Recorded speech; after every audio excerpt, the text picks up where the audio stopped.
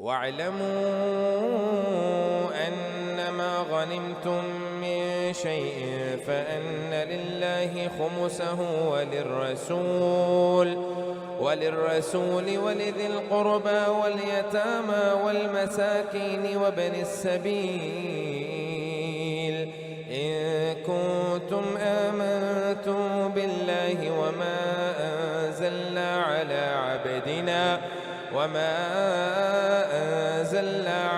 عبدنا يوم الفرقان يوم التقى الجمعان والله على كل شيء قدير إذ أنتم بالعدوة الدنيا وهم بالعدوة القصوى والركب أسفل منكم ولو تواعدتم لاختلفتم في الميعاد ولكن ليقضي الله أمرا كان مفعولا ليهلك من هلك عن بينة ويحيى من حي عن بينة وإن الله لسميع عليم إذ يريكهم الله في منامك قليلا ولو أراكهم كثيرا لفشلتم ولتنازعتم في الأمر ولكن الله سلم إنه عليم بذات الصدور وإذ يريكموهم إذ التقيتم في أعينكم قليلا ويقللكم في أعينهم ليقضي الله أمرا كان مفعولا وإلى الله ترجع الأمور يا أيها الذين آمنوا إذا لقيتم فئة فاثبتوا واذكروا الله كثيرا لعلكم تفلحون وأطيعوا الله ورسوله ولا تنازعوا فتفشلوا وتذهب ريحكم واصبروا إن الله مع الصابرين ولا تكونوا كالذين خرجوا من ديارهم بطرا ورئاء الناس ويصدون عن سبيل الله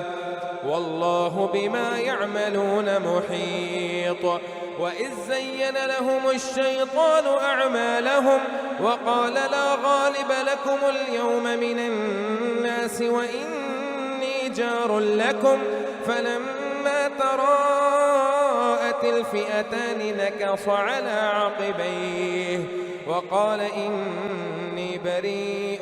منكم إني أرى ما لا ترون إني أخاف الله والله شديد العقاب إذ يقول المنافقون والذين في قلوبهم مرض غر هؤلاء دينهم ومن يتوكل على الله فإن الله عزيز حكيم ولو ترى إذ يتوفى الذين كفروا الملائكة يضربون وجوههم وأدبارهم وذوقوا عذاب الحريق ذلك بما قدمت أيديكم وأن الله ليس بظلام للعبيد كدأب آل فرعون والذين من قبلهم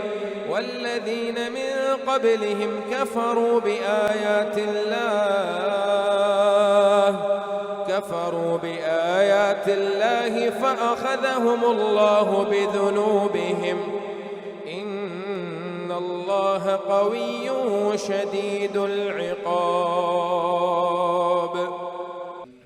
ذلك بأن الله لم يك مغيرا نعمة أنعمها على قوم حتى يغيروا ما بأنفسهم وأن الله سميع عليم كدأب آل فرعون والذين من قبلهم كذبوا بآيات ربهم فأهلكناهم بذنوبهم وأغرقنا آل فرعون وكل كانوا ظالمين إن شر الدواب عند الله الذين كفروا فهم لا يؤمنون الذين عاهدت منهم ثم ينقضون عهدهم في كل مرة وهم لا يتقون فإما تثقفنهم في الحرب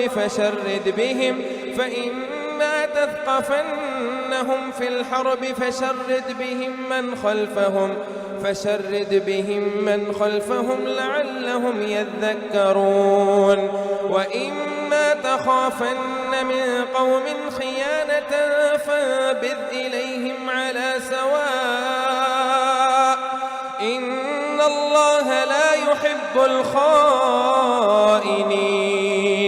ولا يحسبن الذين كفروا سبقوا إنهم لا يعجزون وأعدوا لهم ما استطعتم من قوة ومن رباط الخيل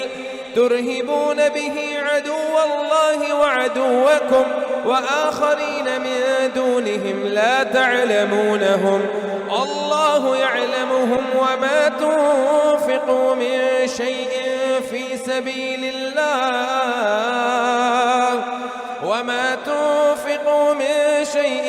في سبيل الله يوفى إليكم وأنتم لا تظلمون وإن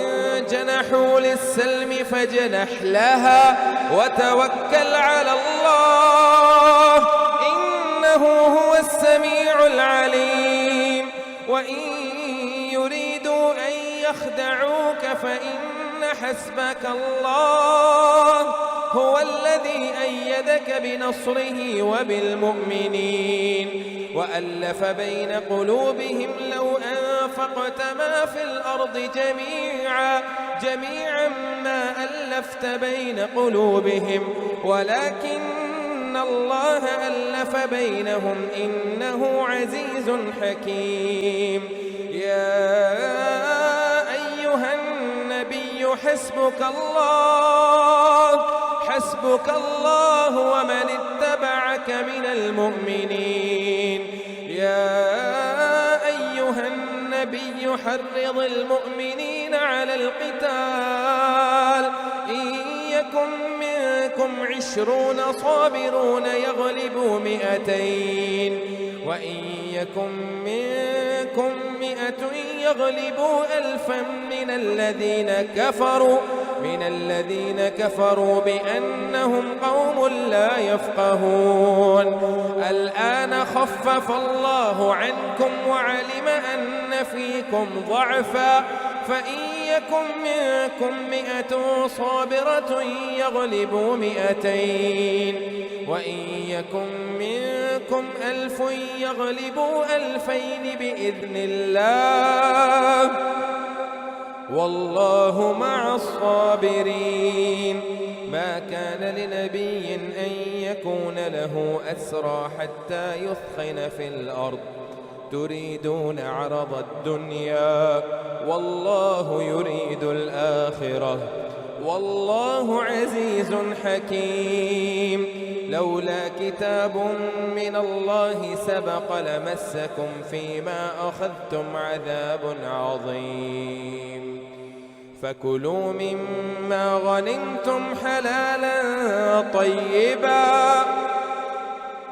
فكلوا مما غنمتم حلالا طيبا واتقوا الله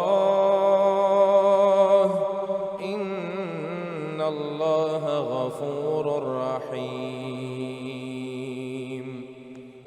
يا أيها النبي قل لمن في أيديكم من الأسرى إن يعلم الله في قلوبكم خيرا يؤتكم خيرا مما أخذ منكم ويغفر لكم والله غفور رحيم وإن يريدوا خيانتك فقد خانوا الله من قبل فأمكن منهم والله عليم حكيم إن الذين آمنوا وهاجروا وجاهدوا بأموالهم وأنفسهم في سبيل الله والذين آووا ونصروا أولئك بعضهم أولياء بعض والذين آمنوا ولم يهاجروا ما لكم من ولايتهم من شيء حتى يهاجروا وإن استنصروكم في الدين فعليكم النصر إلا على قوم بينكم وبينهم ميثاق والله بما تعملون بصير والذين كفروا بعضهم أولياء بعض إلا تفعلوه تكون فتنة في الأرض وفساد كبير والذين آمنوا وهاجروا وجاهدوا في سبيل الله والذين آووا ونصروا أولئك هم المؤمنون حقا لهم مغفرة ورزق كريم والذين آمنوا من بعد وهاجروا وجاهدوا معكم فأولئك منكم وأولو الأرحام بعضهم أولى ببعض في كتاب الله إن الله بكل شيء عليم براءة من الله ورسوله إلى الذين عاهدتم من المشركين فسيحوا في الأرض 4 أشهر واعلموا أنكم غير معجز الله وأن الله مخزي الكافرين وأذان من الله ورسوله إلى الناس يوم الحج الأكبر أن الله بريء من المشركين ورسوله فإن تبتم فهو خير لكم وإن توليتم فاعلموا أنكم غير معجز الله وبشر الذين كفروا بعذاب أليم إلا الذين عاهدتم من المشركين ثم لم ينقصوكم شيئا ولم يظاهروا عليكم أحدا فأتموا إليهم عهدهم إلى مدتهم إن الله يحب المتقين فإذا سلخ الأشهر الحرم فاقتلوا المشركين حيث وجدتموهم وخذوهم واحصروهم واقعدوا لهم كل مرصد فإن تابوا وأقاموا الصلاة وآتوا الزكاة فخلوا سبيلهم إن الله غفور رحيم وإن أحد من المشركين استجارك فأجره حتى يسمع كلام الله ثم أبلغه مأمنه ذلك بأنهم قوم لا يعلمون كيف يكون للمشركين عهد عند الله وعند رسوله إلا الذين عاهدتم عند المسجد الحرام فما استقاموا لكم فاستقيموا لهم إن الله يحب المتقين كيف وإن يظهروا عليكم لا يرقبوا فيكم إلا ولا ذمة يرضونكم بأفواههم وتأبى قلوبهم وأكثرهم فاسقون اشتروا بآيات الله ثمنا قليلا فصدوا عن سبيله إنهم ساء ما كانوا يعملون لا يرقبون في مؤمن إلا ولا ذمة وأولئك هم المعتدون فإن تابوا وأقاموا الصلاة وآتوا الزكاة فإخوانكم في الدين ونفصل الآيات لقوم يعلمون وإن نكثوا أيمانهم من بعد عهدهم وطعنوا في دينكم فقاتلوا أئمة الكفر إنهم لا أيمان لهم لعلهم ينتهون ألا تقاتلون قوما نكثوا أيمانهم وهموا بإخراج الرسول وهم بدؤوكم أول مرة أتخشونهم فالله أحق أن تخشوه إن كنتم مؤمنين قاتلوهم يعذبهم الله بأيديكم ويخزهم وينصركم عليهم ويشف صدور قوم مؤمنين ويذهب غيظ قلوبهم ويتوب الله على من يشاء والله عليم حكيم أم حسبتم أن تتركوا ولما يعلم الله الذين جاهدوا منكم ولم يتخذوا من دون الله ولا رسوله ولا المؤمنين وليجة والله خبير بما تعملون ما كان للمشركين أن يعمروا مساجد الله شاهدين على أنفسهم بالكفر أولئك حبطت أعمالهم وفي النار هم خالدون إنما يعمر مساجد الله من آمن بالله واليوم الآخر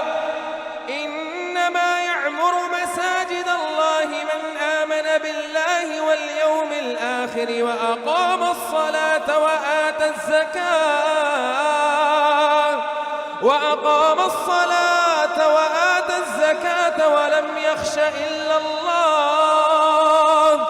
فعسى أولئك أن يكونوا من المهتدين أجعلتم سقاية الحاج وعمارة المسجد الحرام كمن آمن بالله واليوم الآخر وجاهد في سبيل الله لا يستوون عند الله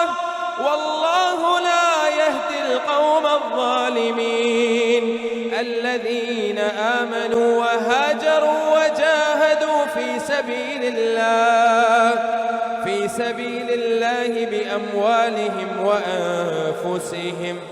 أعظم درجة عند الله وأولئك هم الفائزون يبشرهم ربهم برحمة منه ورضوان وجنات لهم فيها نعيم مقيم يبشرهم ربهم برحمة منه ورضوان وجنات لهم فيها نعيم مقيم خالدين فيها أبدا إن الله عنده أجر عظيم يا أيها الذين آمنوا لا تتخذوا آباءكم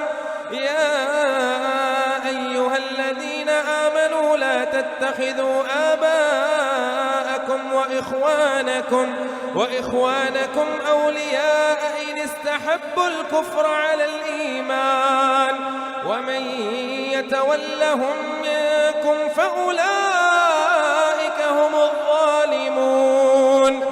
قل إن كان آباؤكم وأبناؤكم وإخوانكم وأزواجكم وعشيرتكم وأموال اقترفتموها وتجارة تخشون كسادها ومساكن ترضونها أحب إليكم من الله ورسوله وجهاد في سبيله فتربصوا حتى يأتي الله بأمره والله لا يهدي القوم الفاسقين.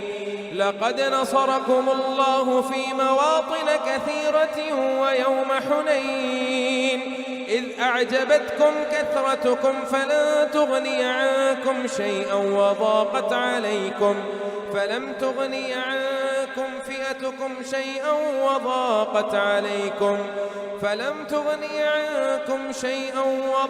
عليكم الأرض بما رحبت ثم وليتم مدبرين. ثم أنزل الله سكينته على رسوله وعلى المؤمنين وأنزل جنودا لم تروها وعذب الذين كفروا وذلك جزاء الكافرين. ثم يتوب الله من بعد ذلك على من يشاء والله غفور رحيم. يا أيها الذين آمنوا إنما المشركون نجس فلا يقربوا المسجد الحرام بعد عامهم هذا وإن خفتم عيلة فسوف يغنيكم الله من فضله إن شاء إن الله عليم حكيم. قاتلوا الذين لا يؤمنون بالله ولا باليوم الآخر ولا يحرمون ما حرم الله ورسوله ولا يدينون دين الحق من الذين أوتوا الكتاب حتى يعطوا الجزية عن يد وهم صاغرون. وقالت اليهود عزير ابن الله وقالت النصارى المسيح ابن الله ذلك قولهم بأفواههم يضاهئون قول الذين كفروا من قبل قاتلهم الله أنى يؤفكون. اتخذوا أحبارهم ورهبانهم أربابا من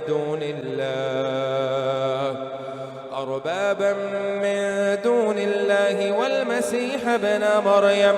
وما أمروا إلا ليعبدوا إلها واحدا لا إله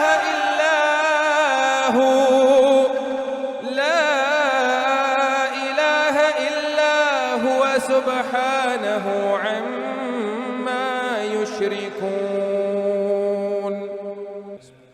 يريدون أن يطفئوا نور الله بأفواههم والله متم نوره ولو كره الكافرون. هو الذي أرسل رسوله بالهدى ودين الحق ليظهره على الدين كله ولو كره المشركون. يا أيها الذين آمنوا إن كثيرا من الأحبار والرهبان ليأكلون أموال الناس بالباطل ويصدون عن سبيل الله والذين يكنزون الذهب والفضة ولا ينفقونها في سبيل الله فبشرهم بعذاب أليم يوم يحمى عليها في نار جهنم فتكوى بها جباههم وجنوبهم وظهورهم هذا ما كنزتم لأنفسكم فذوقوا ما كنتم تكنزون. إن عدة الشهور عند الله 12 شهرا في كتاب الله يوم خلق السماوات والأرض منها 4 حرم ذلك الدين القيم فلا تظلموا فيهن أنفسكم وقاتلوا المشركين كافة كما يقاتلونكم كافة واعلموا أن الله مع المتقين. إنما النسيء زيادة في الكفر يضل به الذين كفروا يحلونه عاما ويحرمونه عاما ليواطئوا عدة ما حرم الله فيحلوا ما حرم الله. زين لهم سوء أعمالهم والله لا يهدي القوم الكافرين. يا أيها الذين آمنوا ما لكم إذا قيل لكم انفروا في سبيل الله اثاقلتم إلى الأرض أرضيتم بالحياة الدنيا من الآخرة فما متاع الحياة الدنيا في الآخرة إلا قليل.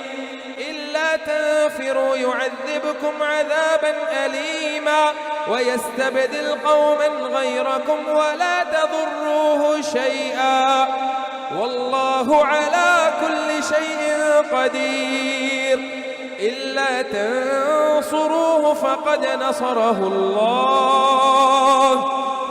نصره الله إذ أخرجه الذين كفروا ثاني اثنين إذ هما في الغار إذ يقول لصاحبه لا تحزن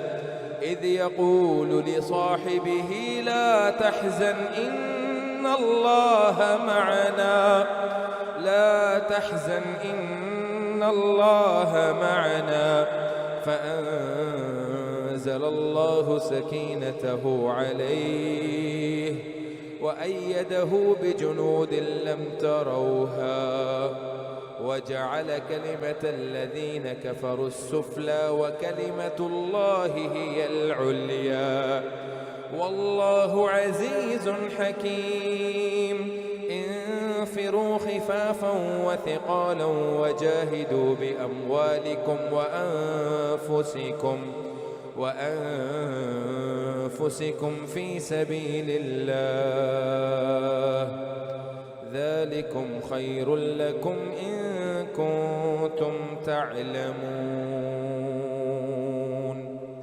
لو كان عرضا قريبا وسفرا قاصدا لاتبعوك ولكن بعدت عليهم الشقة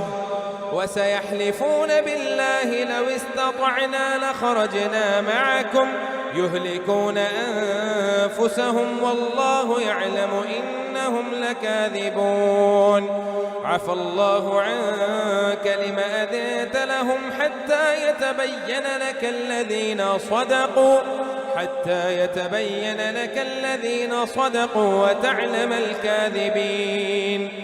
لا يستأذنك الذين يؤمنون بالله واليوم الآخر أن يجاهدوا بأموالهم وأنفسهم والله عليم بالمتقين. إنما يستأذنك الذين لا يؤمنون بالله واليوم الآخر وارتابت قلوبهم فهم في ريبهم يترددون. ولو أرادوا الخروج لأعدوا له عدة ولكن كره الله بعاثهم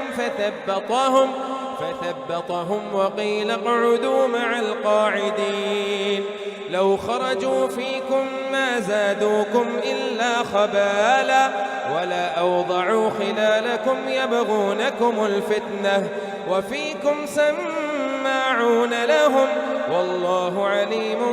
بالظالمين. لقد ابتغوا الفتنة من قبل وقلبوا لك الأمور حتى جاء الحق وظهر أمر الله وهم كارهون. ومنهم من يقول ائذن لي ولا تفتني ألا في الفتنة سقطوا وإن جهنم لمحيطة بالكافرين إن تصبك حسنة تسؤهم وإن تصبك مصيبة يقولوا قد أخذنا أمرنا من قبل ويتولوا وهم فرحون قل لن يصيبنا إلا ما كتب الله لنا هو مولانا وعلى الله فليتوكل المؤمنون قل هل تربصون بنا إلا إحدى الحسنيين ونحن نتربص بكم أن يصيبكم الله بعذاب من عنده أو بأيدينا فتربصوا إنا معكم متربصون قل أنفقوا طوعا أو كرها لن يتقبل منكم إنكم كنتم قوما فاسقين وما منعهم أن تقبل منهم نفقاتهم إلا أنهم كفروا بالله وبرسوله ولا يأتون الصلاة إلا وهم كسالى ولا ينفقون إلا وهم كارهون فلا تعجبك أموالهم ولا أولادهم إنما يريد الله ليعذبهم بها في الحياة الدنيا وتزهق أنفسهم وهم كافرون ويحلفون بالله إنهم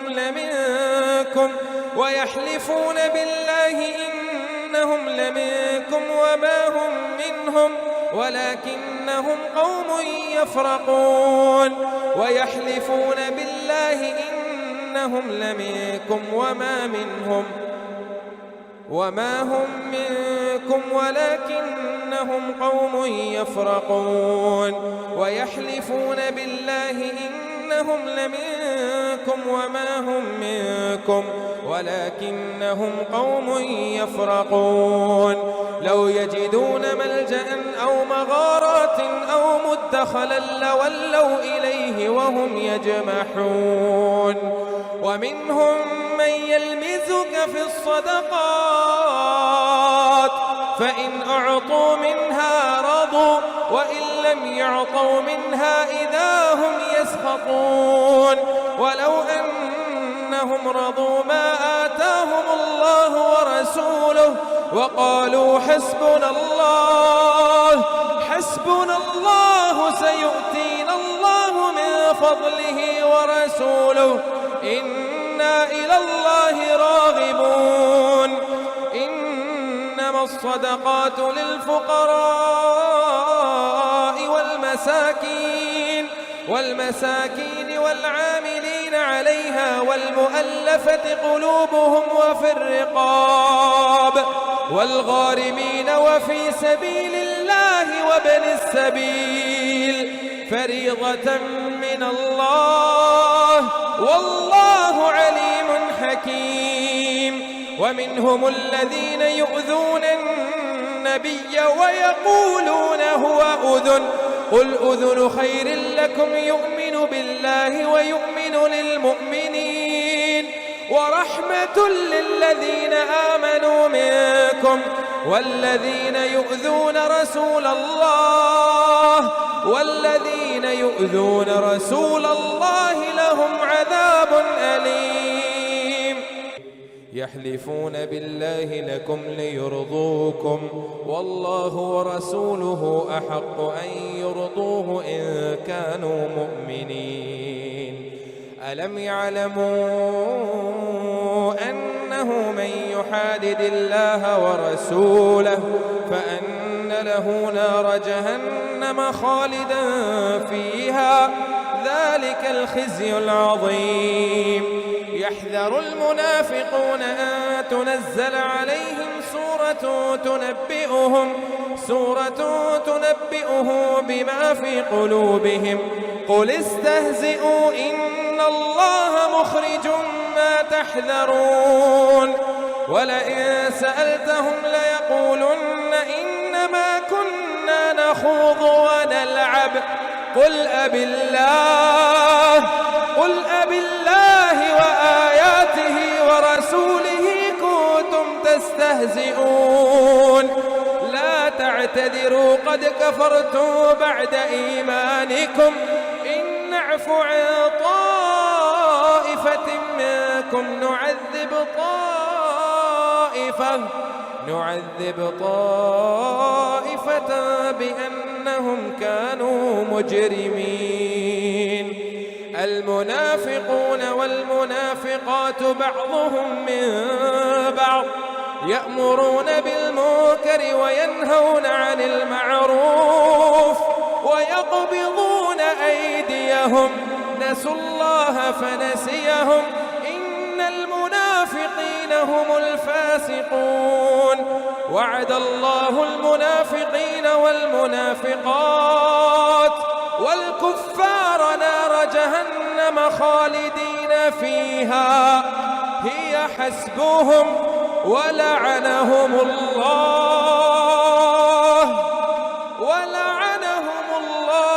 ولهم عذاب مقيم كالذين من قبلكم كانوا أشد منكم قوة وأكثر أموالا وأولادا فاستمتعوا بخلاقهم كما استمتع الذين من قبلكم بخلاقكم كالذين من قبلكم كانوا أشد منكم قوة وأكثر أموالا وأولادا فاستمتعوا بخلاقهم فما استمتعتم بخلاقكم كما استمتع الذين من قبلكم بخلاقهم وخذتم كالذي خاضوا أولئك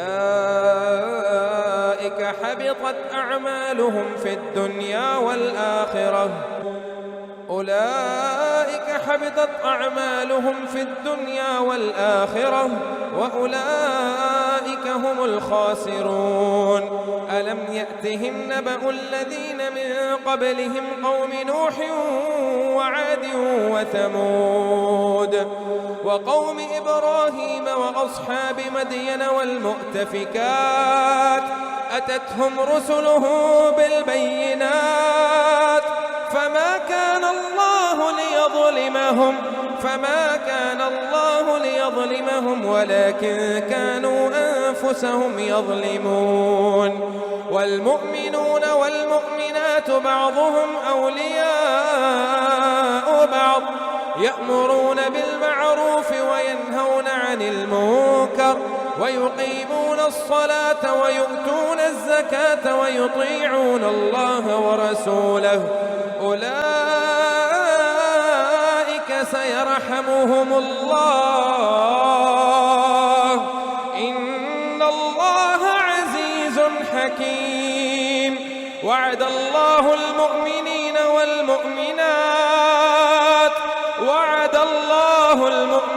والمؤمنات جنات تجري من تحتها الأنهار خالدين فيها ومساكن طيبة في جنات عدن ورضوان من الله أكبر ذلك هو الفوز العظيم ورضوان من الله أكبر ذلك هو الفوز العظيم يا أيها النبي جاهد الكفار والمنافقين